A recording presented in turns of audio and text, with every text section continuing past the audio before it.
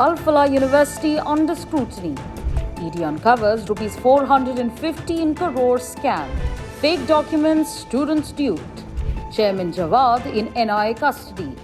How was the laundered money used?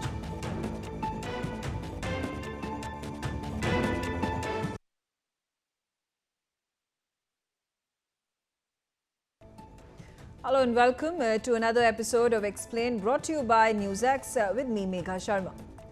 On your screens, you can see the Al-Falah University that has been in the spotlight ever since the white-collar terror module was busted in the attack that took place in Delhi near Red Fort metro station, in which 14 people died and several others were injured. The founder and chairperson, Jawad Ahmed Siddiqui, was arrested by the Enforcement Directorate as part of the terror financing linked money laundering probe.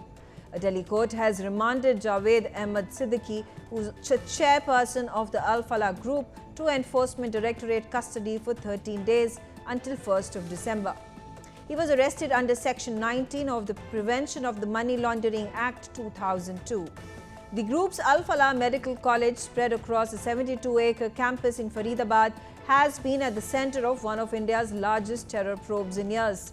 Police believe that the prime suspects, including faculty member Umar-un-Nabi, who has been described by the National Investigation Agency as the suicide bomber behind the Red Fort blast, used a room at the medical college to plot logistics and transport routes for ammonium nitrate intended for multiple blasts across the national capital region. According to Delhi police officials, the university's director, founder and managing trustee, the 61-year-old Jawad Ahmed Siddiqui, is linked to 9 other institutions and companies. He has long been associated with the Al-Falah group. The 9 corporate firms that he is associated with are the Al-Falah Investment, which was the first company that was started in 1992. Another was Al-Falah Medical Research Foundation, at which Syed, Shakil and other accused were employed, and where they met to plan a potential 32-car serial bomb terror strike. Al-Falah Developers Private Limited, Al-Falah Industrial Research Foundation, Al-Falah Education Service Private Limited, MJH Developers Private Limited, Al-Falah Software Private Limited, Al-Falah Energies Private Limited and Tarbiya Education Foundation. These 9 firms span the education, software, financial services and energy sectors, and in the first potential red flag, most of them share the same registered address, a building in Delhi. Most of these firms were active till 2019, after which they were either shut down or became inoperative. The Al-Falah Medical Research Foundation, however, thrived. It began in 1997 as an engineering college and now operates on a 78-acre campus. However, it now faces an inquiry by NAC. Incidentally, Al-Falah building is also the office of the Al-Falah Charitable Trust. The trusts and companies also include the name of Usma Akhtar, who was part of the governing body of Al-Falah School of Engineering. According to her LinkedIn profile, she currently lives in United Arab Emirates and is associated with several businesses there. Usma's name is also registered as director in companies like Al-Falah Education Service and MJH Developers. Alia Siddiqui's name is also on the list of trustees. The old criminal case that has resurfaced now was registered at Delhi's New Friends Colony police station. The complainant accused Siddiqui and others of floating fake investment schemes that encouraged people to deposit money in the Al-Falah group of companies.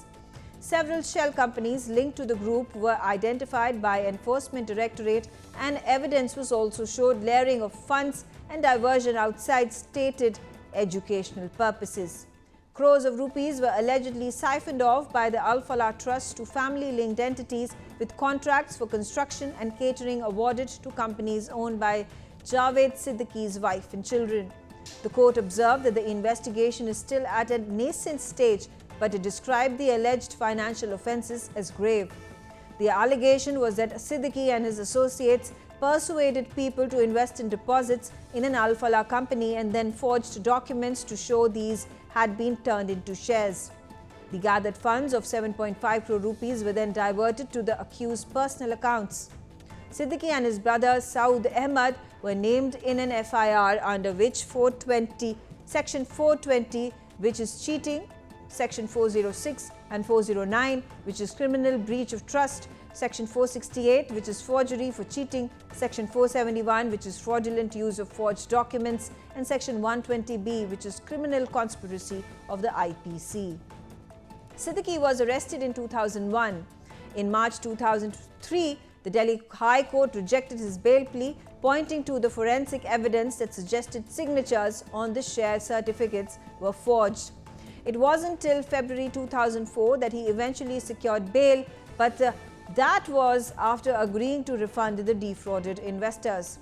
As recently as January 2020, Delhi police raided the Okhla office. This was in connection with more complaints Siddiqui had defrauded investors, most of whom were from economically vulnerable Muslim households and were encouraged to invest in halal schemes.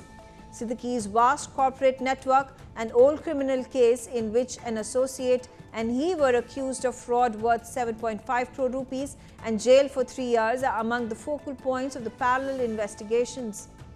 Meanwhile, the university's legal advisor, Mohammad Razi, denied all fraud charges, allegations against Siddiqui, including the 7.5 crore claim, and also stated that he had no information about the recruitment of Shakil. He stated that the hiring and vetting of the new hirees is the Vice Chancellor's job. Jawad Ahmed Siddiqui was born in Madhya Pradesh and graduated from Devi Ahilya Vishwavidyalaya in Indore. Reportedly, Siddiqui joined Al-Falah Investments as director on September 18, 1992. This investment firm is the first of the corporate entities related to the Al-Falah Charitable Trust that Siddiqui had joined. Widening investigations into the November 10th Delhi blast have brought shocking irregularities to light at Faridabad-based Al-Falah University. What initially began as a terror-linked probe has now exposed an elaborate financial and academic fraud that allegedly cheated students, misled authorities, and generated illegal profits running into hundreds of crores. According to the Enforcement Directorate, the Al-Falah Charitable Trust and its institutions forged accreditation credentials, manipulated financial records, and used student fees for private benefits, all while maintaining direct links to the individuals now implicated in one of Delhi's deadliest terror incidents in recent years. Central to Enforcement Directorate's case is the allegation that Al-Falah University collected full fees from students despite lacking mandatory accreditation. This constitutes fraud, forgery, and cheating under multiple legal provisions. The Enforcement Directorate informed the court that the institution earned nearly 415 crore rupees through false claims over a span of 7 years. Fake documents were allegedly created to lure students into admissions, and the university continued to project itself as fully accredited, even though it had no legal right to function as such.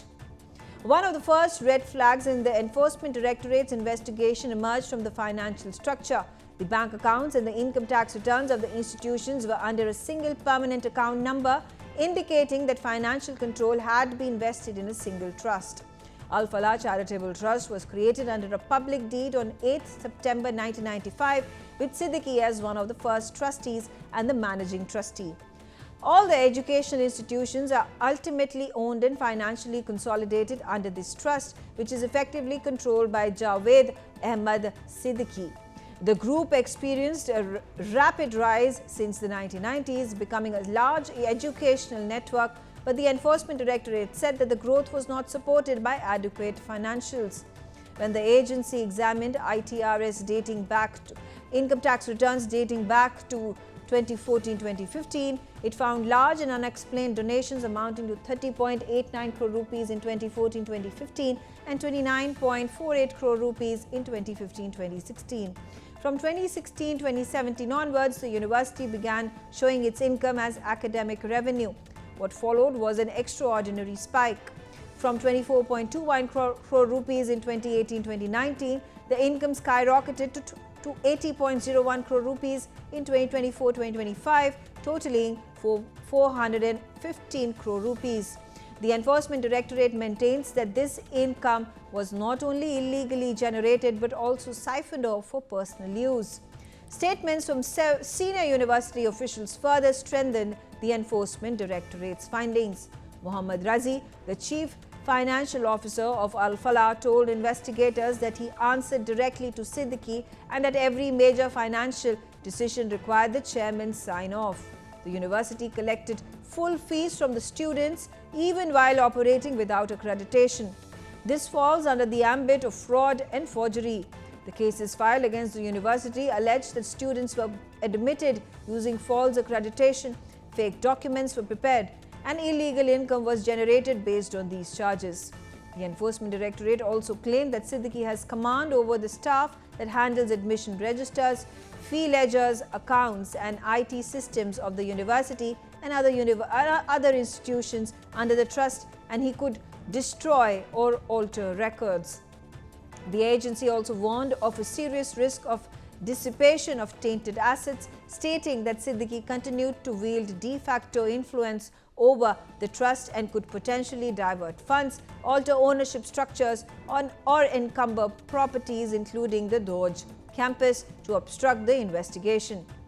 It added that a complete trail of funds across numerous bank accounts had yet to be established and the Benami deposits and off-balance sheet assets needed to be traced. With allegations of fraud, forged accreditation, illegal income and direct links to terror activities, the scandal underscores the urgent need for stricter oversight of private educational institutions. Al-Falah University under scrutiny. ED uncovers Rs 415 crore scam. Fake documents, students duped. Chairman Jawad in NI custody. How was the laundered money used?